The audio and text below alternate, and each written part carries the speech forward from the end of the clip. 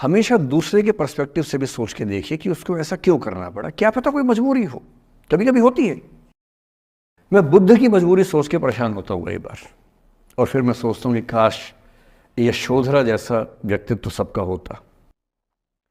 बुद्ध की रियल कहानी क्या है शायद किसी को नहीं पता। मैं जिस कहानी की बात कर रहा हूँ, मैथिली शरण गुप्त नाम के एक बड़े प्रसिद्ध कवि ने यशोधरा नाम की पुस्तक में वो कहानी लिखी है, भूमिका में जिक्र किया।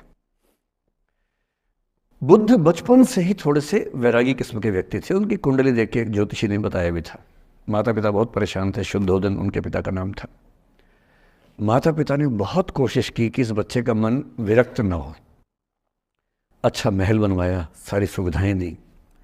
जैसे ही बुद्ध थोड़े से किशोरावस्था में आए, उस समय की दुनिया की सबसे खूबसूरत महिला से, लड़की से, यशोधरा से उसकी शादी करवा दी।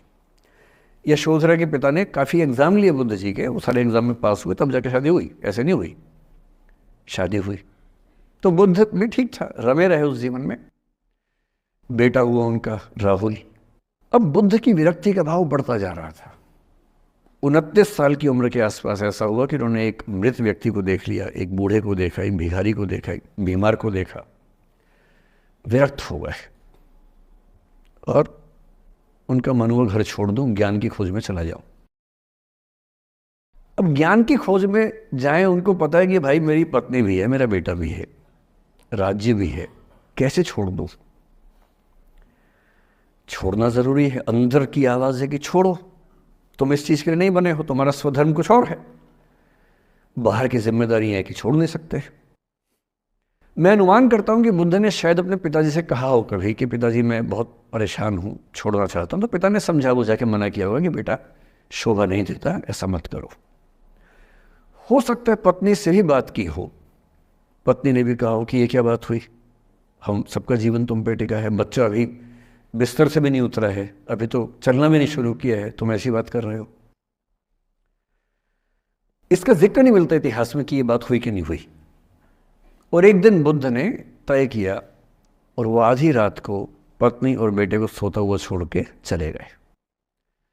इसको बौद्ध परंपरा में महाभिनिष्क्रमण कहते हैं, बुद्ध का अपने घर से निकल जाना।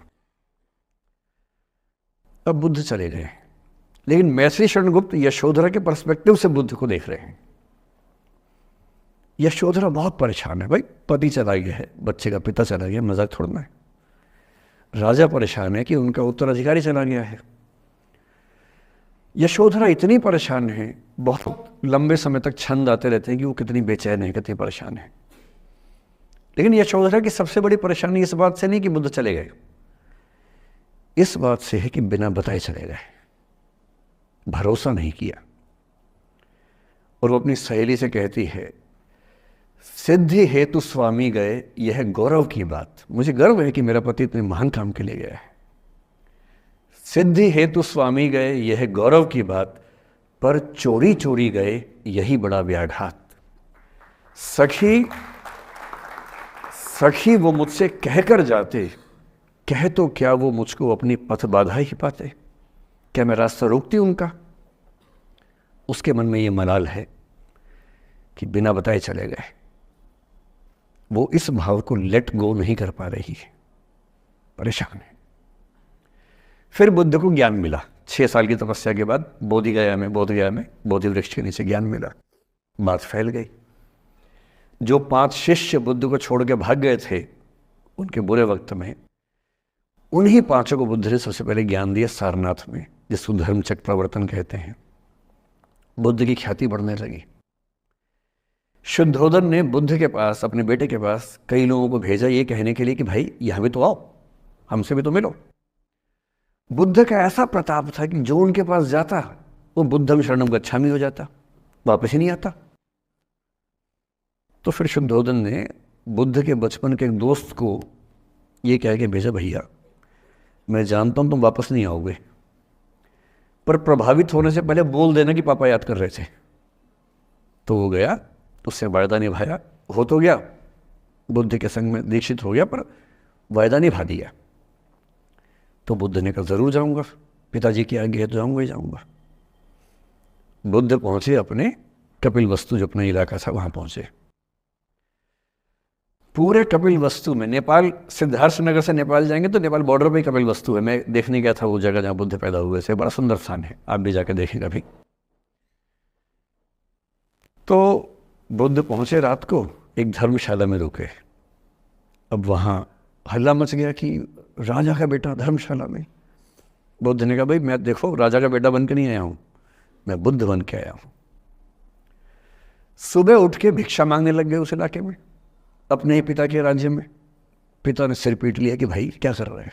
फिर बुद्ध ने सूचना भिजवाई कि मैं बुद्ध हूँ, बेटा हूँ संयोग से, ठीक है मैं आ रहा हूँ मिलने के लिए, पर मैं बुद्ध होके आया हूँ, मेरी चर्या है, नियम है, मैं भिक्षा से ही जीवन जीता हूँ अपना। ठीक है, पिताजी ने कहा चल कोई बात नहीं। फिर बुद्ध गए पिता से मिलने, पिता से मिले, सबसे मिले, भरी सभा में। लेकिन यशोधरा नहीं आई मिलने के लिए, लेट गो नहीं कर पा रहे थे। उसके मन में दर्द था, छुप के क्यों गया, बता के जाता। बुद्ध ने पूछा पिता से कि यशोधरा कहाँ है, तो बोले कि वो कह रही है कि अगर बुद्ध मिलना चाहेंगे तो खुद ही मिलने आएंगे मुझसे, मैं क्यों जाऊंगी भाई, आत्मसम्मान भी तो कोई चीज़ है, मैं क्यों मिलने जाऊंगी। तो बुद्ध मिलने गए। सोचिए कमरे में यशोधरा बैठी है, राहुल साथ में है। अब राहुल थोड़ा सा बड़ा हो गया है, 6-7 साल का है। बुद्ध गए हैं। अब आपके मन में आ रहा है कि बुद्ध वहाँ जाके बोलेंगे सॉरी मैंने गलत किया, I hurt you, I really feel sorry. Buddha है वो बुद्ध, वहाँ जाके क्या बोल रहे पता है, भिक्षाम देहि, भिक्षा दो। और यशोधरा कितनी महान महिला रही होगी, उसने अपने बेटे का हाथ बाप के हाथ में दे दिया। लेट गो का इससे महान उदाहरण दुनिया के इतिहास में नहीं है कि चलो आखिर तुमने आके झुक के कुछ मांगा तो सही। उसकी जितनी ईगो थी, अहंकार था, सब विगलित हो गया। और जो औरत परेशान थी कि मुझसे बिना बताए गया, उसने अपने बेटे को दे दिया कि इसको लेके जाओ, क्योंकि मैं जानती हूँ कि तुम महान काम कर रहे हो, और तुम महान काम कर रहे हो तो मैं क्यों बीच में आऊँगी भाई। मेरा पति महान काम कर रहा है तो मुझे खुशी होनी चाहिए, और तुम्हारी उस खुशी में मैं क्यों पीछे हटूँ। बस मुझे भरोसे में लेके जाते तो और खुश होती। ऐसी दूसरी कहानी राधा जी की है।